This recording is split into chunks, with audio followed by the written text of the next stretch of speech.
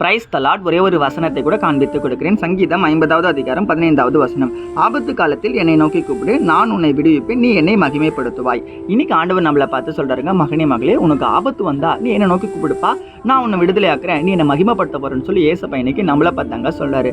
ஏசப்பா நம்ம நோக்கி கூப்பிட்டா நமக்கு விடுதலை கிடைக்குமாமா. ஆபத்து எப்போ வருமோ நம்ம ஏசப்பா நோக்கி கூப்பிடணுமா. உங்களுக்கு ஒரு பிரச்சனை வருதா, ஒரு தேவை வருதா, ஒரு நெருக்கம் வரும்போது நீங்க என்ன பண்ணுங்க, அந்த மனுஷங்க கிட்ட போனா சப்போர்ட் கிடைக்கும், இவங்க கிட்ட போனா சப்போர்ட் கிடைக்கும் சொல்லி சில மனுஷங்களை நீங்க நாடி போறீங்க. அதெல்லாம் நீங்க விட்டுருங்க.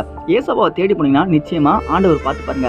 நான் கூட என் வாழ்க்கையில் சில காரியங்கள் தேவை அப்படின்றதுக்காக நான் உடனே எடுத்து உங்ககிட்ட போய் கேட்க மாட்டேன். ஏன்னா எல்லாத்தையும் ஏசப்பா செய்ய வல்லவராகவே இருக்காரு. என் வாழ்க்கைக்கு ரொம்ப நல்லவராக இருக்க நான் விசுவாசிக்கிறேன். அப்போ நான் என்ன பண்ணுவேன், ஜெபிப்பேன், உண்மையாக அவருக்காக காத்திருப்பேன். என் வாழ்க்கையில் ஏசப்பா செய்கிற வரைக்குமே. இன்னைக்கு என் வாழ்க்கையில் நிறைய தேவைகள் தேவைப்படுது, நிறைய பிரச்சனை இருக்கு. நானும் உங்களுக்கு சாதாரண ஒரு ஏழ்மையான குடும்பத்தில் இருக்கதான், இருந்தாலும் பரவாயில்ல, ஏசப்பா என்ன உயர்த்துவார், எனக்கான நன்மை கிடைக்கும்னு சொல்லி விசுவாசமா இருக்கேன். உங்க வாழ்க்கை கூட உங்களுக்கு பிரச்சனை இருக்கலாம், நீங்க ஏழ்மையான குடும்பத்தில் இருக்கலாம், நீங்க வியாதியில் இருக்கலாம், தரித்திரத்தில் இருக்கலாம்.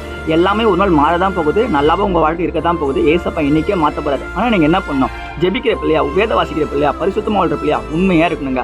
ஆபத்து வந்தா ஆண்டவர் பார்த்துறேன்னு சொல்றாரு. அப்ப என்ன பண்ணணும், ஆண்டவர் நோக்கி கூப்பிடுங்க, டெய்லியும் ஜெபம் பண்ணுங்க. ஒரு நாள் மட்டும் ஜெபம் பண்ண போதாது.